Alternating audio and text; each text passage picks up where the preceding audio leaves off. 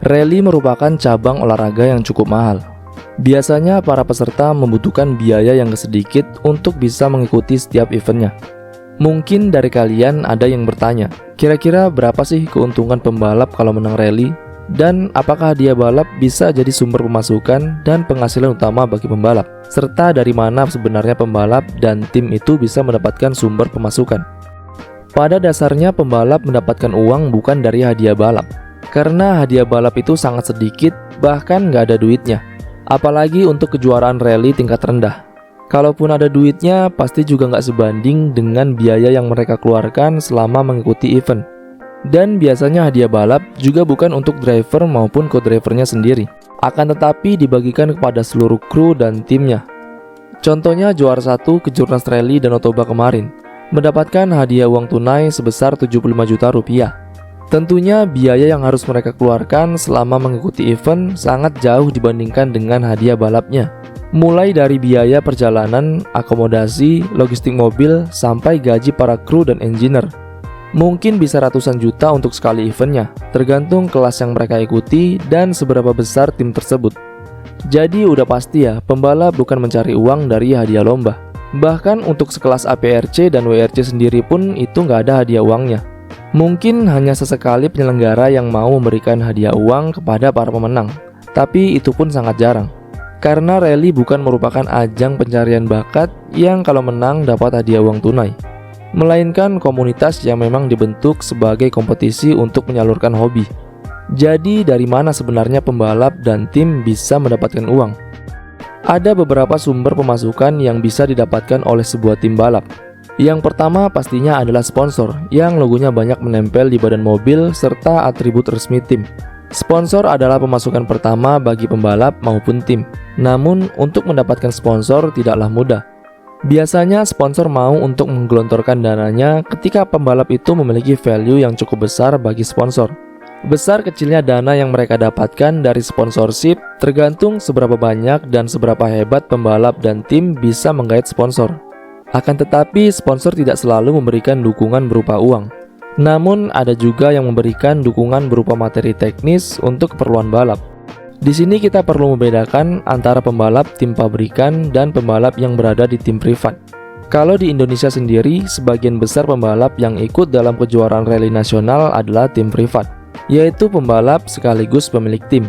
Sedangkan tim pabrikan dimiliki oleh sebuah perusahaan mobil yang mereka gunakan untuk balapan.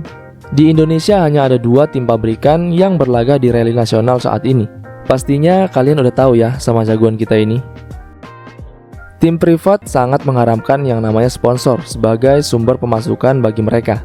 Paling tidak minimal cukup untuk membiayai setiap eventnya. Namun sponsor juga tidak selalu memberikan dana yang besar, tergantung kesepakatan dan jenis sponsor apa yang mereka dapatkan. Maka apabila tim kekurangan dana dari sponsor atau sama sekali tidak memiliki sponsor, ya tentu mereka harus menggunakan dana pribadi. Jika masih pada rally tingkat nasional, mungkin budgetnya masih terjangkau dan lebih ekonomis. Namun jika sudah masuk pada tingkat internasional seperti APRC dan WRC, setiap tim privat paling tidak harus memiliki sponsor. Karena jika menggunakan dana pribadi akan sangat terasa berat bagi tim.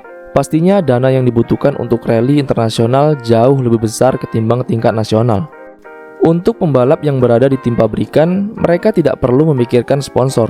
Contohnya di WRC, biasanya mereka terikat kontrak dan mendapatkan bayaran oleh tim untuk per musimnya. Namun tidak semua pembalap yang berada di tim pabrikan mendapatkan bayaran. Hanya pembalap-pembalap top saja yang dibayar. Dan sisanya merekalah yang membayar kepada tim untuk bisa ikut tampil dalam WRC. Contohnya seperti Oliver Solberg yang membayar kepada tim agar namanya bisa terdaftar di WRC. Dari situlah tim pabrikan mendapatkan sumber pemasukan kedua setelah sponsor. Pengeluaran tim pabrikan memang jauh lebih besar daripada tim privat karena mereka harus menggaji pembalap terkenal.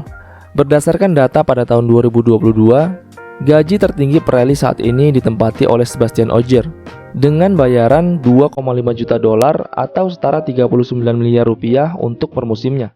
Di posisi kedua ditempati oleh Thierry Neuville dengan bayaran 2 juta dolar atau setara 31 miliar rupiah.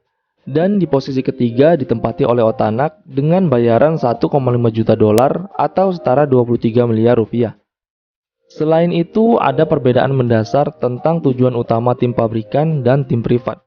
Tujuan utama tim privat selain untuk meramaikan rally juga sebagai penyalur hobi bagi mereka. Umumnya mereka adalah orang-orang yang suka balapan atau anak dari mantan perally dan memiliki banyak uang.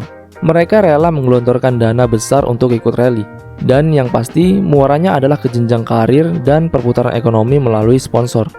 Sedangkan tim pabrikan adalah salah satu proyek yang memang mau menggelontorkan dana besar dan tujuan utamanya bukan untuk mencari untung. Selain untuk riset, tim pabrikan dibuat sebagai alat marketing dan bersaing dengan pabrikan lainnya. Adanya sponsor yang menempel di bodi mobil bukan semata-mata untuk masalah ekonomi. Bisa saja lebih untuk kerjasama yang muaranya untuk masalah marketing.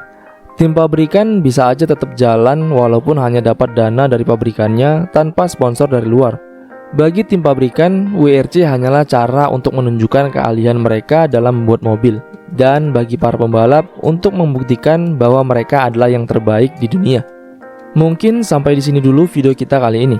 Sebelumnya kita mohon maaf untuk para penonton setia karena kita udah 1 bulan gak upload. Dan kini kita baru bisa upload untuk konten terbaru karena kemarin sedikit ada problem. Dan seperti biasa, terima kasih untuk kalian yang sudah menonton.